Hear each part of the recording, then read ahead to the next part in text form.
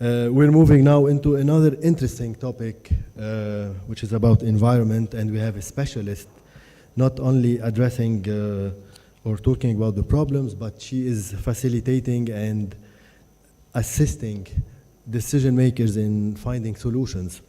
Dr. Najat Saliba is the director of the AUB Nature Conservation Center. She is a professor. She is a full professor at the Chemistry Department, Faculty of Arts and Science at the AUB. She is also the director of the AUB Nature Conservation Center, AUB NCC. Among the many research work, she determined the major contributing sources of elevated levels of pollution in the city. The data she generated is used by local government, by research agencies, the World Health Organization, and the World Bank in their publications. At AUB NCC, she leads in offering innovative solutions to local, rural, environmental challenges through public participatory and citizen science approaches. Her output made headline news in local and international media outlets and culminated in over 75 peer-reviewed articles that are highly cited. She is the recipient of the Lebanese National Council for Scientific Research Award in the environmental category in 2016 and the 2018 American Psychological Association APA Prize for Interdisciplinary Team Research. Please join me in welcoming our guest speaker.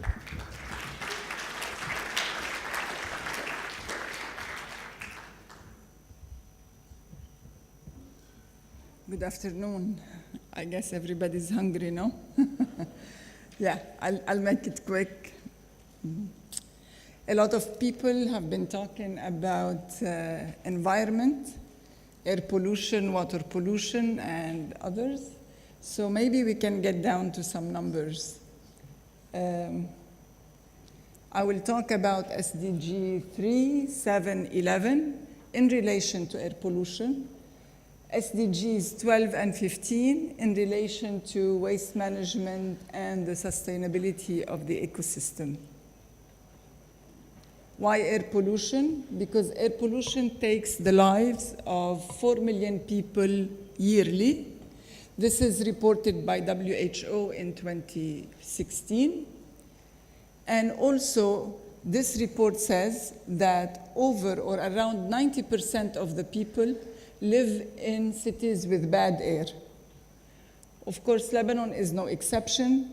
We have an average PM 2.5, that is particles in the air, that exceed the WHO recommendation by 3 times at least. What are the sources of these pollutions?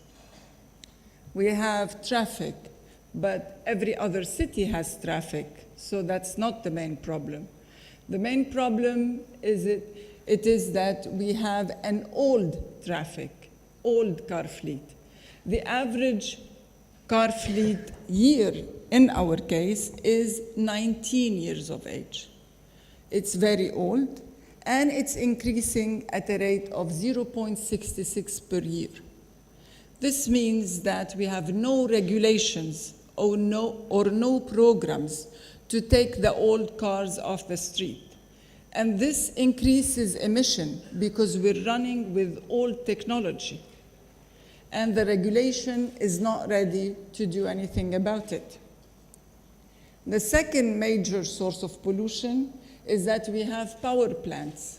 We need those power plants, but those power plants are very ill-maintained. They emit lots of carcinogens in the air, and the maintenance has been really, really poor on them. We have a problem of electricity. And the way we solve this problem is by creating micro businesses of diesel generators. Our studies show that for every 2 buildings in Beirut, there is 1 generator. So the red dots that you see on this map are the number of generators that you see in Beirut. We did a survey and we counted the number of generators in an area in Hamra, and we extrapolated the density that were able to determine to the whole Beirut. This means that the emission from these diesel generators that are not regulated is very, very high. And this puts a huge burden on the health and on the air pollution of our city. One more thing, we have a law, Law 174, that bans smoking indoors, but this law is not implemented, and there is no regulation that is implemented for this. And when you go to a cafe, you get out full of smoke from your hair to the bottom of your shoes. What we measured, gram for gram, we took particles from Los Angeles, and we took the same particles in Beirut, and we found that the number of carcinogens that are in the particles are up to 7 times higher in Beirut than they are in Los Angeles, and we're comparing gram for gram. Why? Because we wanted to compare the particles in a regulated environment versus particles in non-regulated environment, and it was very shocking to us.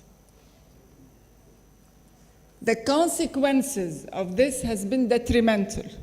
We lead at a very young age in cancer, in breast cancer, in prostate cancer, and in Hodgkin cancer in the children. And this is expected to keep rising. And the worst is that we see those cases at a much earlier age than what people see outside Lebanon. Meaning that a woman in Lebanon is prone to have cancer at 40 years of age, whereas the average of cancer in women outside Lebanon is 50. Okay, we have unregulated traffic. We have unregulated diesel generators. We have poorly maintained power plants. And we have no regulations for indoor smoking. Do you think that's it? Have we hit bottom? Not yet. The worst is yet to come. They want to include incinerators, and backed up by a lot of other organizations that are not local.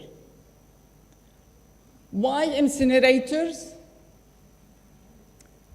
Are they going to increase air pollution? Considering this unregulated environment, we have to bear in mind that we have not been able to ban one law that is so small, that is banning smoking argili inside a room. And now we want to bring incinerators. Let me tell you a little bit about incinerators. Agent Orange is the chemical that the US government used in their war against Vietnam. 55 years later, the kids were still born with birth defects. The agent that they used, this Agent Orange, is dioxin. These are the pictures of the kids 55 years later in Vietnam. Dioxin is not a myth. Even the European Commission showed that waste incineration is a source of dioxins. So we're not making it up, right? But they say, they are using them in Europe. Yes, they are using them in Europe. We're not debating the technology. The technology is good in Europe because there is the government, the local government, that is controlling emission, and there is another layer of control that is the EU Commission. 2 layers of control. And they say still that EU, if you look here, I'm not sure if this laser is working, but if you look at the pink area and the first line, they say dioxins are emitted from waste. Yes, we will filter them. We will not let them go outside, definitely. So this is how the filter would look like when we buy it new. And after we use it, this is how it's going to be, right? And plus, on top of this, we have the ashes that come from burning. You all have chimneys at home, and every time you burn your log, there are some ashes that are left over. You know how much there are ashes when we burn in incinerators? This 25% according to EPA. This is not an easy, a negligent, a small amount. And on top of this, those ashes are concentrated with dioxins. Well, the specification reports that we read for incinerators do not say what they will do with the ashes. Okay, they do not show what we will do with the ashes. Where do we put them? How do we handle them? Are we ready to do this? Plus, the biggest myth now is that they want to produce energy from the waste. We have money. We want to produce energy from the waste. We don't want to fix the power plants, but we want to produce energy from the waste. Okay, in order to produce energy from the waste, we need a minimum of 8,400 kilojoules per gram. Our waste is all organic, or at least 50% organic. If we burn khas, lettuce, watery lettuce, it's not gonna form 8,400 kilojoules per kilogram, right? It will only, at its best, form 6,500 kilojoules per kilogram. There is a deficit of 2,000 kilojoules per kilogram that they will need to add fuel to in order for them to reach this value. So we need to pay more fuel to get to form energy. If we take the example of Beirut with all the waste that is generated, this means that Beirut has to pay an extra $11.7 million to get to have energy.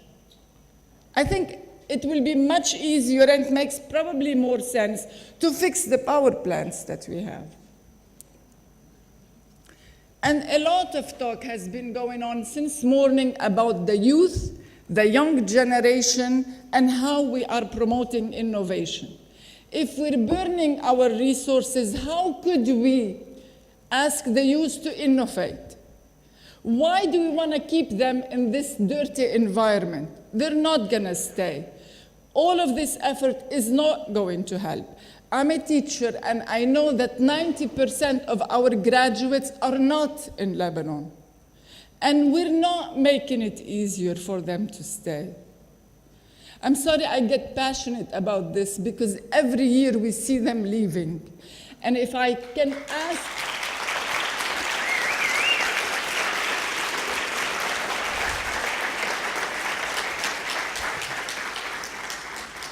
and if I only ask by show of hands, who has his son or daughter outside Lebanon?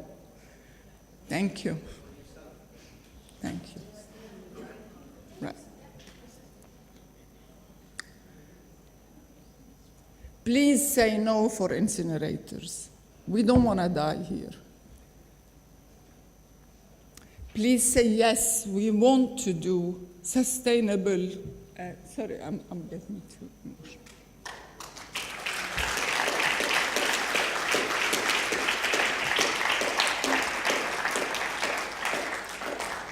We do not want the diesel generators. We want to do sustainable consumption and production.